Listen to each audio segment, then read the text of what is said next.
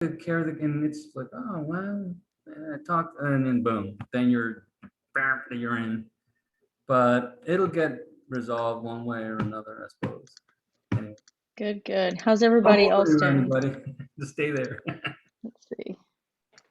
I've been busy readjusting to my new position, so that's good. This week is the week of the final transition. I've been starting off on that, and I think was it April 1st? What's that? That's what, Thursday, Friday. So I think by the 2nd, it looks like my son will be enlisting in the U.S. Air Force. Oh, wow. Congratulations. Yeah, I'm the one who pushed him that way. Yeah, you'll have to tell me where he's based out of, because we've got an Air Force base right down the street. Well, I won't know yet. We'll find out what's the whole deal, because he's going down to the MEPS. He's going down to the MEPS, which is at Fort Lee. Testing place, yeah. Yeah, military entrance processing station. Which the funny thing is, that's where I went to my AIT, my advanced individual training. So That's so cool. So he was trying to ask if I could go down there and drive him down there. But how many years is the enlistment? Is it 5 years for the Air I Force? have no clue what he's doing down yet. He's just going to take the oath, and he's got to go take. He already took a test, but he's got to retake it, the ASVAB, because he scored really high, but he needed to have to retake it because one was online. So he has to go there in person, take the ASVAB again, which I'm pretty confident he'll be. Once they do that, they'll figure out what he's qualified for, and then he'll take the physical. And this guy has pretty much nothing wrong with him. He's a thin, tall, so they already wanted him to be like in the honor guard or whatever because he's like has that kind of build to him. And so we'll see what's going to happen. But I'm hoping he's going to go into something cybersecurity and that kind of stuff, and then hopefully I told him go for anything Intel, because propensity to learn a language, have them teach you a language, cybersecurity, intelligence. I said, if and you Air do that, Force is a good one, right? And I told him if you do that, you literally will be set up for your entire life. And after you're done with your service, you'll be a contractor and be paid twice as much. Exactly. It's kind of amazing. You can do the contractor stuff for so much more than the guys that are. I mean, this is so. But I told them, I said, do 20 years. That way you'll have your pension, and then you get out, and exactly what you just said, Erica. You'll be getting paid, and by that time you already will have. It says this way you'll get your degree while you're in. Let them pay for your degree, and by the time you get out, you'll probably have your master's by then. You do it all on the nickel of the U.S. government, and you will have your top secret security clearance. Get out, and where everybody else would have had to pay for their school, you wouldn't, and you would have had all the job experience plus the security. And I go, why would anyone want to do anything else? Yeah, you just got to get the first 4 to 8 years of the grunt work. That's it. But yeah, both high school friends. So we're pretty close to Wright-Patterson Air Force Base. One of the ladies I work with, that's where she lives. And so his high school friend, they were in ROTC together. She went into Air Force and went through all the ranks. Now she works in intelligence, and then she met her husband. He was in intelligence in the Air Force, and now he's a contractor for the CIA. And I don't even want to know how much they both make. It's insanity. That's probably one of their homes in McLean that I pass by every day. And then the woman that officiated our wedding is former CIA. Yeah, I was like, don't mess with this chick. She's very unassuming too. She's not someone that you would think, yeah, that's a CIA agent. Definitely not at all. Lives in Louisville. So interesting time and CIA kind of freaks me out. They're probably watching all of this right now. You mentioned CIA on a Zoom call, and they probably recorded, get the texts and everything else. I'll just be like, I even have like a CIA medallion. No, it's Like, not. It's not CIA. It's the Chinese. Since this Zoom is going. yeah, that's true. Right, right. Oh, That's why. speaking That's of why the U.S. China, government's not using Zoom. exactly. Yeah, you can't use Zoom on anything of a government contract. It's insanity. Let me share. Well, and Carissa and Austin, I hope you all are doing all right too. And Austin, sticking to the workout, huh? Yeah, I left a little early. It was a good excuse to leave early. Like, yeah, I gotta be in class. Right on. All right. So everybody's doing good, it sounds like. Awesome possum. I brought up a couple things. So I got our article pulled up, and then I also put in the chat box our 2 questions. And this was a very interesting conversation this morning, and I'm curious to see where it goes. Because we had some things come up that were not in the original questions that were very interesting. So I might insert some of them here. So if you didn't get a chance to read the article, please do next week, or by next week, but next week is also spring break. So you get time off and you don't have to spend it with me next Tuesday. And I might actually go to bed after I fix dinner instead of teaching. So, all right, for this article, I wanted to cover a few highlights before we get to our first, the questions that I had, because I wanted to get your all's perspective on a couple things that I was like, well, that's interesting. And part of it drives me a little crazy. So the first thing being this whole concept, because I think most of us have heard this for years, in that we think globally, act locally. Does that sound familiar to folks? And this article, I mean, it's not a new article. This is not like, just 2 years old or anything like that. This is, 2008 maybe?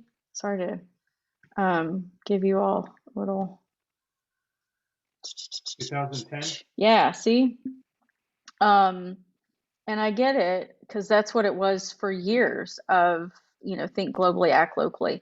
And what their challenge is, and that's why I picked this one, because it's still relevant, and he's asking questions about 2020. And now I'm like comparing, like, okay, 10 years ago, would we have thought that we would have a global pandemic? We've been completely shut down.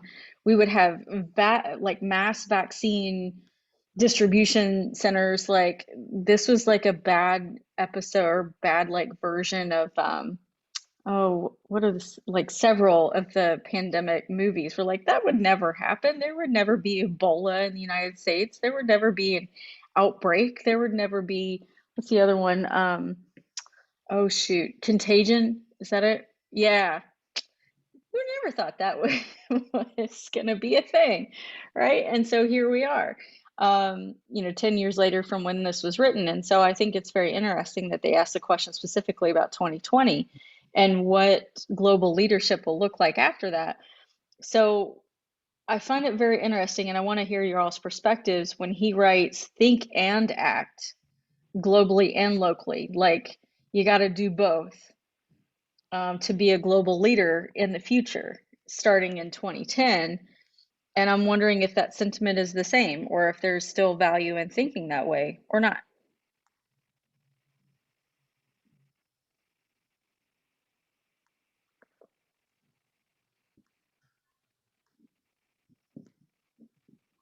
Anybody want to give me their opinion? Could you rephrase the first part of the question again? I just want to make sure before I go off. So, if not making sense. Now I'm wondering what my initial question was. So, the think and act both globally and locally is what he's challenging us with. Is that doable? Is that feasible? Or is it like, heck yeah, that's what I'm doing right now? I think the answer to that is resounding yes.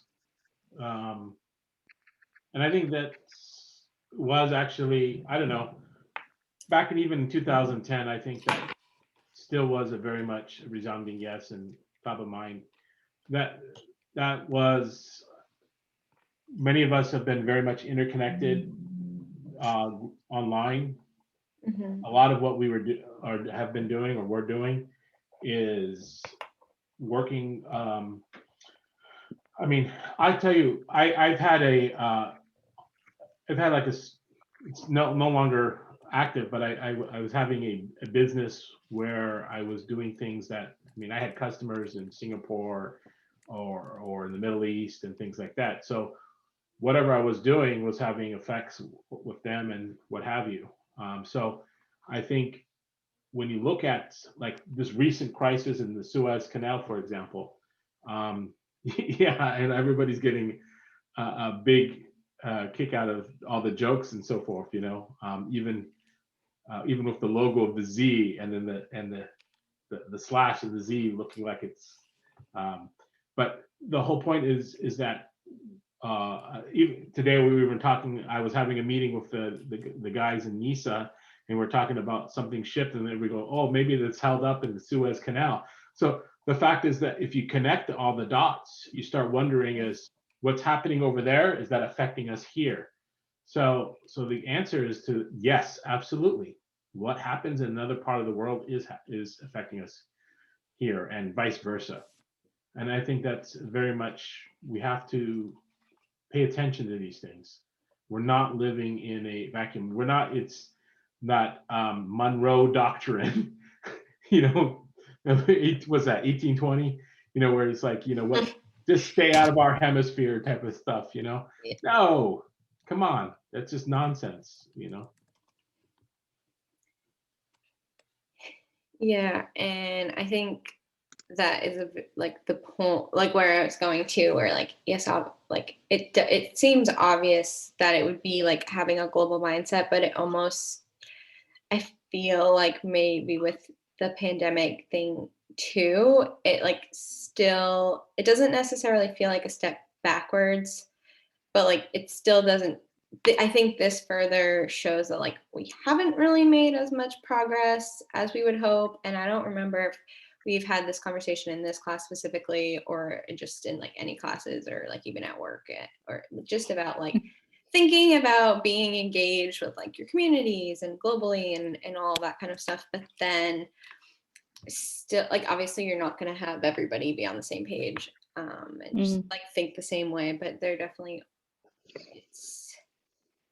it's like, okay, talking to people who might still have the more global mindset, but also learning a lot more about like how that presents itself, because there's also like, even if we were thinking like, okay, there's the social justice movements, there's medical movements, like all that kind of stuff. And it's like, I think it's still going to be a while before people can fully connect all of the dots. And it's definitely something to like keep going. But I think it's like, then there's just like so much fatigue coming from that, and that's like a global thing. And I'm remembering the conversation I'm thinking about, I think was one at work, and it was around like our ongoing anti-racism work, because I'm surveying with our public service center, like the Swear Center at Brown. So obviously like the university is expected to like have statements and views, and like Swear Center, which is part of the university, also like has to do that. So, you know, and even for the month of February, there are a lot of different panels. So it's like, I think maybe the point I'm trying to make is, while I definitely see thinking globally, it's kind of goes back to the point of like, okay, starting with little steps, and how are we going to do that when maybe we're doing that with our local like thought, but then you look at that and you're like, this isn't even better anyway. So it's kind of like hard to say, oh, I'm going to focus on one little thing, because of course you're thinking like in the long term. Sure. Too. So. Well, what was brought up this morning, and I think it's very much the case of, yes, we would like to both think and act globally and locally, but typically what we end up doing is we have a global issue. And a lot of people, I think the folks that attend Future Generations are very different from, say, your average citizen, in that we are connected typically a little bit more globally, just by an even nature of who is in our class, other than PM class for this, where we're at least located domestically in the US, but other folks don't get that exposure, and their only choice is to act locally. So there is no act globally, it's only act locally, while they're also thinking about both global and national and local issues and affecting change at a local basis. So I think for a lot of us, it is very hard to do both the think and act for both global and locally if you don't have access, if you don't have, some would say, privilege to be able to influence something at a global scale. Would many of us like to? Absolutely. But so I think this challenge that Cohen puts in here is a little hard. I think we did, as Carissa put it, take a little bit of a step backwards with the pandemic, and that one, we're limited impact wise, and two, we seem to also be limited into, say, access and, what can I do from sitting in my armchair at home other than maybe make some impact here locally. I can't travel. I can't make local decisions in a village somewhere else. I can't, unless I had that kind of influence before this all started, and I just can't travel. So I think this challenge is it has taken a little bit of a step back. And sometimes I think the acting globally is dependent upon a lot of things, and that's resources, that's access, that's privilege to be able to make impact on a larger scale. Whereas, say, locally, many of us may have that access or power, if you want to call it that, or leadership. One of the things we've learned about the seed scale too is that the people who are best in position to making the change is local. The local people. And one of the organizations that I know that's in, I work with there's a group that I know of. They're called Islamic Relief, and they work locally, they work internationally, and all that kind of stuff. And it was kind of interesting. I remember them saying this years ago, and they said that what they found and the way they work is they partner with local organization, local people. They said they found that is the most effective thing. In other words, they don't know that it's called seed scale, but that it's what it is, Sure. right? It's that. So my point, what I'm trying to get to is, we don't necessarily, with our privilege, we can literally open up our wallet during these times and throw a few dollars into the banks of these organizations who know how to partner with these organizations locally, and simply that can be an act of acting globally. And it's amazing how $20 or $10. I mean, $10 where my wife comes from is $40, $40. So if I send $100 to Malaysia, that's $400 worth of buying power. Money. Yeah, it's a lot of money that can feed a lot of people.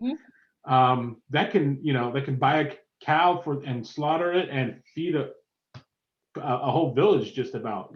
So it brings up a very interesting point, Rashid, and that I think that the thinking globally has been, if you'll allow me this, a way of, in my opinion, having a hold and a grip on resources from the other folks who are not as advantaged, taking those resources and using them for our benefit, the rich countries.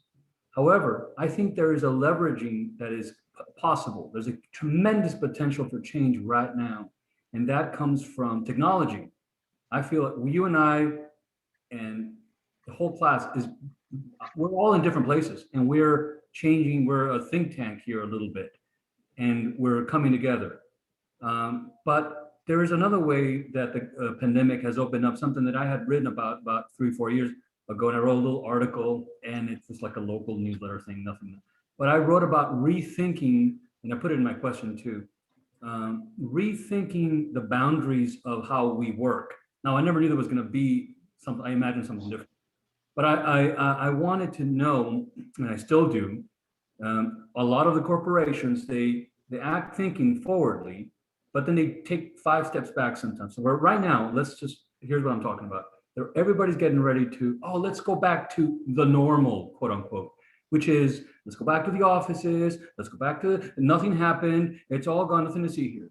But really, we have changed. I feel like I have changed in the last year. My consciousness grew, and you asked some of the questions that were inside of the article about how, to be insightful, to look inside, self-awareness. That's one of the things I grew, and it sprung me to, well, the other step, which was to educate myself, is what I'm doing right here, right now, and to take action, which I'm still working on. And but I think that the leverage that, and I don't want to go on too long, but I just want to know what you all think about this, to rethink things, to not take a step back and say, now you're talking about locally, but I want us to think really locally. If I can have the advantage of working for, and the organization is fine with that, for something, and just do the intellectual work that I do, the typing stuff, that's not what I do, but that's what I mean. I'm just like a monkey at a typewriter, but I can do it through the technology, and I can contribute to this society in a different way, this local. And there can be many little nodes like that all over. And then the rural areas could be retransformed from, say, like you're from Ohio, and Ohio's lost so many manufacturing jobs through decades. They're not going to get them back. So what you got to do is fight for what you have right now. And what you have right now is just access to technology, not to allow, just kind of like, I'm not saying go and, protest. I don't believe in that. I believe in cooperation, the way we're And talking. repurposing and retraining, re-education. We had the same problem in Eastern Kentucky too. What do we do with a bunch of coal miners that no longer have mines to work in? Absolutely, the rethinking kind of really super locally. If I can make, when you think about it, more impact even within your own county, your own school district, that has a ripple effect of potential of what people are capable of doing. Yeah, I never understood the whole point of fighting for something that you knew was going to be leaving anyways. Like, you knew coal was a dying industry. Okay. Right. So let's look at the industry that's rising and let's retool this workforce. Right. And so it's a very inexpensive to live here. Great. Let's Yeah. bring another industry here where it's really expensive, and it's and these people, they don't. It's like, look, don't think of people as being stupid. Think of these people as people that can be trained, and teach them and educate them. So what? Everybody has a brain. Just educate them. It's a lovely place to live. They're wonderful people. Retool them. Well, there's an economic diaspora. I think I'm going to mispronounce this. Is it diaspora? Diaspora? Yeah. Professor, help me. I know. I always stumble. Diaspora. I always stumble. Well, you would know. There's an economic There you go. Diaspora. I think happening now, which means, and I'm part of it, which means that we are shifting people. States are reshuffling, and it's going to be an agent of change. I'm coming here, I'm just one person, but there are others. And some people are going there, and some people, we're reshuffling people. Americans that weren't coming together are coming together in a different way. Ideas are coming together, different ways of thinking. But we gotta, for instance, you talk about privilege. Yeah, it's a little bit, I talked to someone down the road, and they're working 2 jobs. For some reason, I didn't ask too much, but that's what they shared. Well, I'm working 1 job, and I'm doing this other job, and I find out, and it's actually a good neighbor. Well, they're trying to add to the house and, trying to get ahead, but it's all very, local. What can you do with my hands? But what about, there is just a tremendous amount of potential that is not something of science fiction. Science fiction pointed the way. It told us that this is going to happen. Yeah. But now we're sitting on a gold mine of human talent waiting to be used. And I think that Human capital. And I think that if we're thinking globally, we can do it by, I mean, so many things have come already from corporations that are trying to make a stride. And yes, I mean, I'm not a conspiracy. I don't believe in the inherent evil of things, but I do believe that just little by little, many things could be worn off. You have the major digital companies, some of them, they're playing the guilt thing and they got their billions still, but it is what it is. They got the money. And if they want to enact change, protect our parks, I mean, we were in danger in the last 4 years of losing a lot of more, just even parks. Can you imagine that, not going to a park and you have to be charged like a millionaire to go in there like it's Disneyland? Well, I think you bring up a really good point, at least with the technology for the pandemic, because if we can take a, a small, like nothing will bring back 500,000 people and all of the economic devastation. But if we can take a small nugget out of that, people did recognize, you know what, for a sales trip, I don't need to fly across the country. Is the dynamic a little bit different? Yes. But I don't have to have a client that's right down the street. I don't have to stay within my little region here. I mean, I was doing that work anyway. Like I had clients in Hawaii, which I don't know why there weren't like travel for that. But that's been the way I've done business for 10 years. And now people are finally realizing, I guess I could just, get on the phone or on a Zoom. I was using Zoom like 10 years ago, and people are like, what's this Zoom thing? I'm like, wait till you try it. But it is, again, we have to recognize the privilege that comes with even having access to a decent connection to even use Zoom, which is like the least broadband taxing platform to even do what we're doing right now.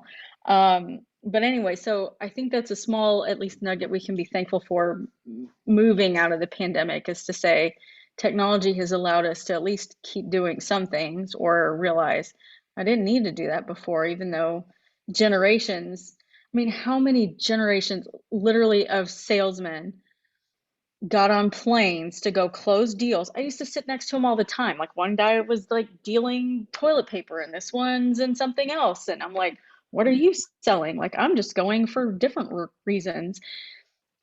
And the time and the money that and the expense that was done for those kind of sales was astronomical, when they could have, instead spending 3 days on the road, they could have done this. Well, and then here's the other thing, right? How much more time has those people now been able to spend with their family? Yes, thank you. What Right, right. I mean, that's probably yes. the biggest impact Yes. is people spending time with their family. But the value of humanity, I mean, now we value people. Now you see people and it's like a small town. But there's another thing. These buildings that we keep up, what's their environmental impact? I was talking with, they asked me to be part of this committee. They're always asking for the committee for identifying waste. The way our organization, sorry, I'm so cynical, but I'm not really. But identifying waste with the aim to do something about it. And I identified, well, one of the things that is potentially wasteful is to revert or recede from the gains that we've had so far. We know that the upkeep of a place, I mean, look, we were spoiled. We got even like premium coffee and everything. I mean, just that alone, I wonder how much it cost. People would make a pot just for having one cup of coffee and let it all go away. I mean, a big pot, not like one of those carafes. And that's just one thing. There are so many ways in which human interaction is vitally important, absolutely. But then there are other ways in which, hey, we can still come together in maybe focused ways versus let's all be in a building that costs who knows how long, I don't even know. I asked for amounts. I said, I want to know what it costs to keep the lights on in the building that you want us to go back to. Well, I mean, I won't have to, but a lot of people are being sent surveys and like, what do you think about going back? And I'm like, I'm thinking, why don't you capitalize on the gains you've made already?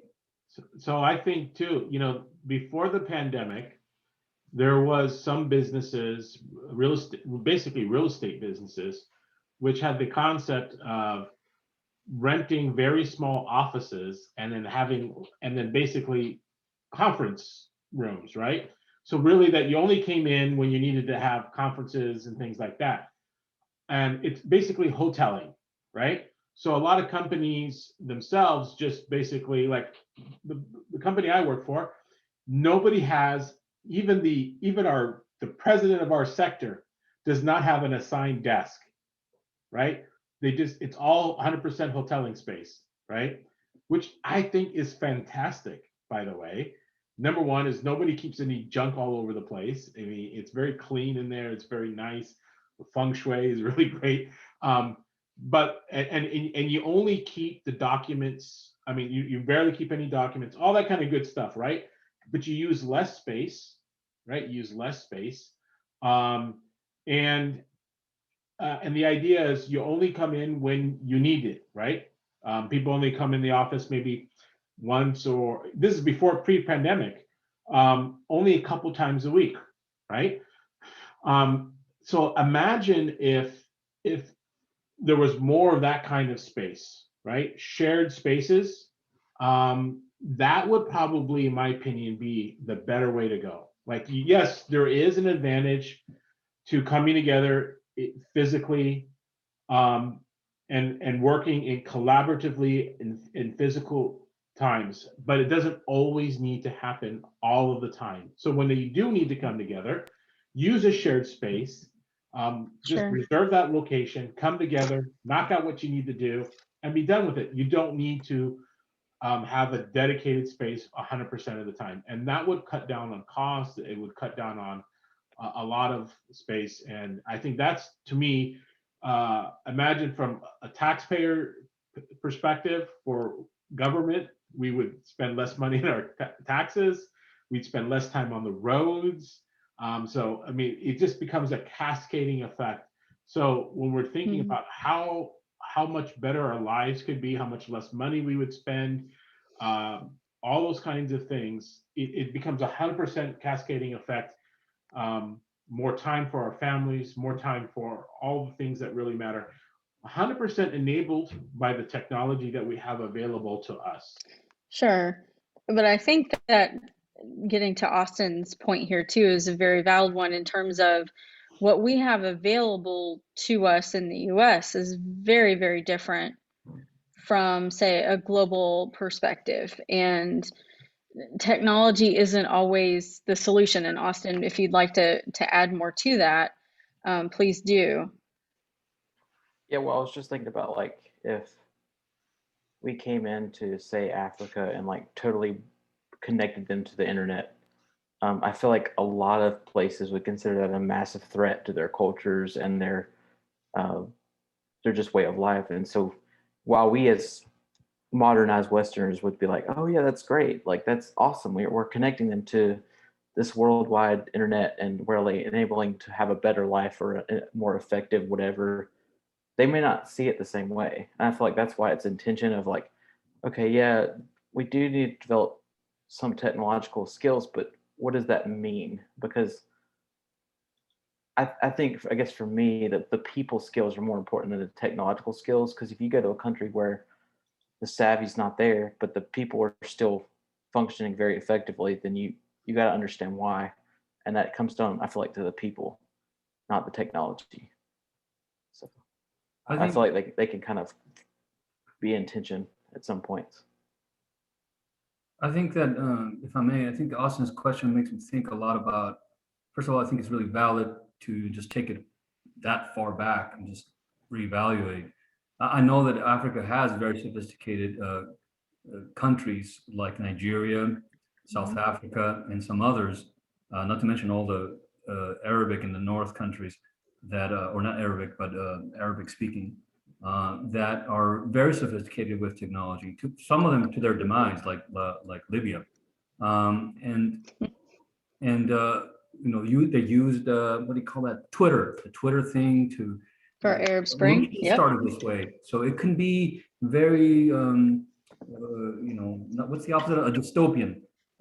So it's an amazing question to delve into. The thing that technology is already there, and they want it because it's shiny, because I shouldn't speak for them, but I think that it's there. They use alternate banking methods through cell phones that are more accessible versus computers to do a kind of something we would have thought, oh, that's really rudimentary, but they're thinking outside the box, and now we're doing it. Now we're using that Venmo stuff and Zelle and all that stuff. But those ideas were more grown in Africa, actually.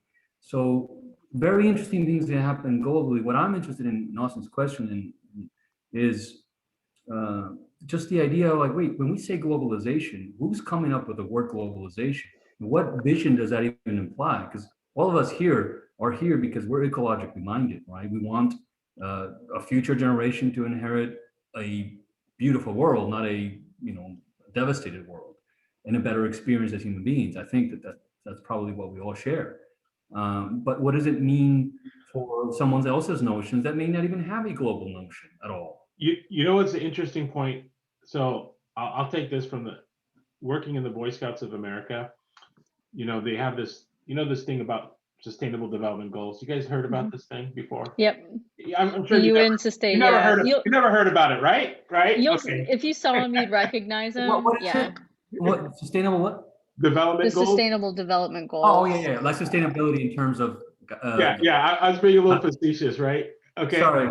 Well, I've got them pulled up actually. Yeah. Yeah. So Go ahead. there's 17 of them, right? So the interesting thing is, and this, yes, exactly. So there's actually even, what I got here is the World Scouting. This is the World Scouting, and this Messengers of Peace thing started, and then it spurred this Better World framework, and then now they have Scouts for SDGs and have all this good stuff. The key thing is really interesting. In the Boy Scouts of America, they've yet to fully adopt this whole key concept of the SDGs. And I'm actually one of the guys who's been, when are we going to do this? When are we going to do this? And I'm on the national committee, and I've been talking about this and so forth. And they're just now this year getting ready to start talking about this. My point being is, and you mentioned about what is globalization and so forth. The rest of the world easily talks about globalization. They easily talk about these goals from a global standpoint.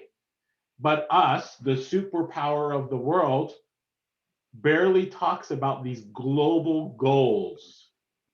And in this great organization, this bastion of American values, and God forbid if they heard me talking about this, but some of them know that this is true, and we're fighting against the old uncles in this. We're yet to adopt these things. I think these things are beautiful. They're beautiful. They're awesome. And we're going to get there probably this year, and I know Girl Scouts already latched onto these a couple of years back. Kudos for them. And it's too simple, right? But the point being is, and I got a big poster sitting in my basement. I got a big poster on the wall that I keep, Erica.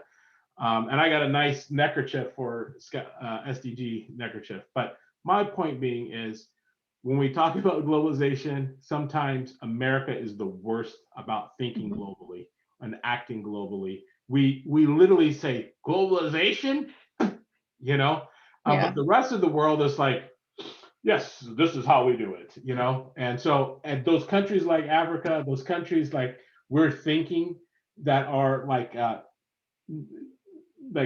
third world, which now they call developing countries. They are more globally minded than we are. And I think that though comes from the collectivist perspective as opposed to a very, very individualistic, which is very American. I mean, Monroe doctrine. Even Canadians are collectivist to some degree. I mean, they say sorry for everything. So, yeah. So it is. I think that's the hardest part, is to ask the question of think and act globally and locally for Americans versus international. And I think sometimes is being polite when I can't get international students with American students in the room to say, Well, yeah, if you all would stop sending missionaries to come here for a week at a time, maybe there might be like it even within the United States when organizations are say shipping a truckload of water from one state to another, if there was no availability within like say a 100-mile radius, I get it. Water is heavy to ship. If there is something to be purchased within a 100-mile radius as opposed to me shipping it from like say Ohio to California, if I can buy something in Arizona or Northern California, Colorado, Utah, it's cheaper and I might as well just write a check. So That's the point about the Islamic relief. That's why they were saying, why would we ship something from America to when we there, can write you a check write you a check, and get you twice as much. and have local people develop it, build it, manufacture Exactly. it. It puts money in their pockets, you know, so it helps people in two ways. Not only are we helping clothe, feed, and whatever, but we're also injecting money into their local economies as well. So it makes Exactly. more sense to do things that way than to provide aid by literally taking our goods and shipping it over. It makes Just no so sense. expensive. I Or mean- we'll get stuck in the Suez Canal. I mean, yeah. It takes longer. That's where my stuff is in the Suez Canal. You push a button, the funds are transferred. Right. Well, I think Austin, what you said I hadn't thought about for a while, which is you know, that we Americans, we think we preach the local, or I don't know, we resist it, we preach it, and then we fight against ourselves and fight against everybody, and we don't follow up as a unified, cohesive force on it. I know there's a million ideas, but not to beat ourselves too much either, because we are still the global leader, and we do have a lot of bases deployed everywhere, which everybody resists, but they're there for a good reason. Mhm. And we have a lot of infrastructure all over the world. We have shipping. We protect shipping so that pirates can't come up from nowhere. And so I just this article, and I was like thinking, well, I don't know how to think globally. Like I know less now than I did before, because that's a result of all education. Just to make you feel better, you will feel like I now know what I don't know, and that's a lot. So yeah, don't feel guilty on that one. Austin, you had something there as well. Yeah, well, I was thinking a lot of times it comes back to motivation. Mhm. I mean, I'm in the church world, so I see like a lot of those churches go overseas for a week and bring a whole shipload of shoes or something like that and dump Sure. them. Is that hard for you, or or is it, hey, I get it, so we'll just do it, or? No, well, so there's a couple books actually that are really good, and they're church focused, and one's called When Helping Hurts, and then one's called Toxic Charity, and they're both. I love toxic charity. Well, Yeah. I don't love toxic charity. The book is very insightful. Yeah, and so I mean, and they talk about that whole thing of we're going to come over here and rescue you people, and I'm like, that's not why we do these things. But again, I think it comes back to, and I've seen this a lot, it's a lot more glamorous to do the easy thing. I think about like a lot of, I had one of the authors of When Helping Hurts actually came to our area and spoke to us. And he there was one church that had just started a food pantry, and they were asking him, what do you like? What are your suggestions? And he was like, well, we got rid of ours a couple years ago. And they just looked at him like he was crazy. And he was like, well, he said, because we were creating more dependency, and we were creating a toxic dependency on us instead of providing some independence and empowerment for the people. He said, so he said we started out where we would require volunteer service to kind of encourage them to provide, to give back. And he said that it was the same thing. So he said they ended up shutting it down and doing something else. And so I was like, that it was really funny to see the reaction of the people that were very interested in that one way of doing things, because the way he was suggesting was going to be harder and more long term, and not just, oh, they show up at our door. Right. It is harder to be holistic in services rather than say, you know what, we're just going to fix the food issue.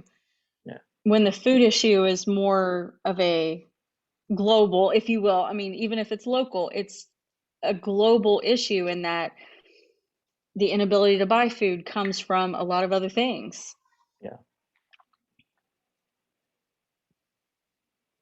I mean, sounds like that one adage, Austin, you were going with, the adage of it's better to teach someone how to fish than to give them the fish. But in the meantime, you do have to give them a fish until you teach them. Or if they can't afford a pole to do what you taught them to do, they don't have the instrument to do it. If, say, I want to hire someone that was let go from a coal mine, but they don't have the capacity to now do like scanning and pulling orders on Amazon. Yeah, if they need it creates a systemic issue. If they need to get transportation to work, at least give them transportation or something. Case in point, like my son, 23-year-old, right? He needs transportation to get to work, but what is he doing with his stimulus check? He just went and got himself an electrical bicycle because he doesn't have a car. So I said, great. He gets a little bit of exercise and he has an electric bike, that's helps him get there, because he can't really count on us because it doesn't make sense to spend money on Uber or what have you, and things like that. You just piddling your money away whenever you do that. So that was a good use of a stimulus check, I thought so, at least. But so I think that was helpful, good use of the money.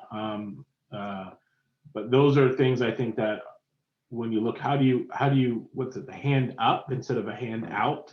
Those kinds of things. I think that's what we need more of. So I can see you don't always want to have people depending on you. You want them to depend on themselves, but there's a balance always in these kinds. Yeah. Well, and I think what Austin brings up though is a very kind of pointed perspective to say, even if it's local, a systemic issue is more of a global, even if it's met with country borders issue, right? We can't just solve the hunger piece without talking about jobs and talking about education and talking about poverty in general and what leads to poverty, which one can make the argument then that systemic problems or systemic issues are global issues. And so I think it was Grace this morning was bringing up, even if we only have the ability to act locally, we're still dealing with a global issue. If we are trying to reduce dependency on coal, for example, we're putting up a windmill in a backyard. The overall global issue to that, going back to, Rashid's point of sustainable goals, is less carbon emissions and a better climate, right? Which leads to hopefully a lot of other things, cleaner air and ability for people to breathe. It's not so much to ask to be able to breathe oxygen, but all of it goes back to leadership to be able to tackle that global issue at a local level. So when you even look at these 17, I always want to say 18, what can I do at a local level if I don't have the capacity or ability or resources or network to do something on a global scale, which many people do not? Then what can I say do in zero hunger in my local community? And recognize that if I put in a food pantry, what other things need to come of that? Does that need to be anti-poverty work? And to talk about the need for changes to policy and changes to education supports to say, yes, we will have no hunger in our community, but that's going to mean much more than providing $10 worth of food every week to a family. That's going to be more than that. We need to support education and other development, career, and so on. So I think this is a very hard question, even more so after coming out of 2020, to say, okay, if I look at all of these four, if I look at the think and act globally and locally, where can I make more of an impact rather than spreading myself thin? Somebody was sharing this morning of, I know all these things, or now I know what I don't know, like Robert mentioned, of like, wow, like I've learned all these things and oh my gosh, I don't know so many other things now. okay, given all of that and what I do know, what can I do and use my leadership, use my influence, which really are two different things, as we were talking about this morning, to say, okay, what difference can I make in maybe one of these boxes? Because there is a cascading effect, right? When we don't go back into an office building, that's electricity and energy and resources not used, and which one of those things does that affect? So some things to certainly think about, and I appreciate all your all's questions to these too. And the struggle, right? It is a struggle. What do we choose? And where do we choose to spend our resources and time and whatnot to make a difference? Even if it's not necessarily always going to be on a global one, even though it's like, well, this could be so much bigger. I could do so much more when I can act globally, when sometimes acting locally is just as valid and just as important and maybe even more necessary.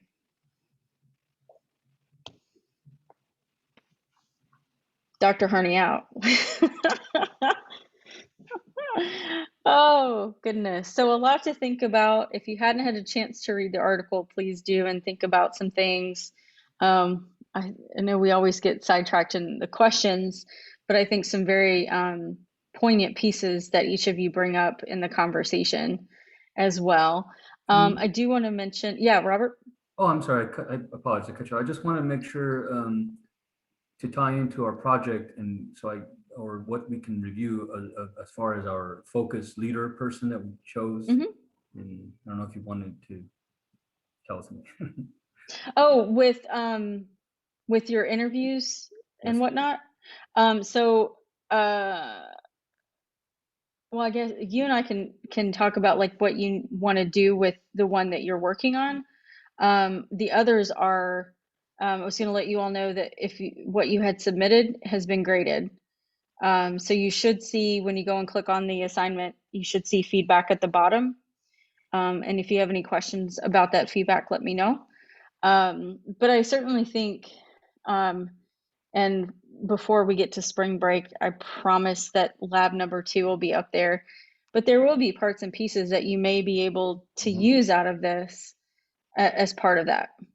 Thank you, Austin. Yeah, I know we're running over time, so thank you all. And I'll stick around too, whatever needs to be answered or discussed. Oh, thank you. No, I just not to, I know you're getting ready to have dinner. Oh, nope, already ate, already Oh, piled that down. So we're good. No, my dog keeps reminding me, what happened?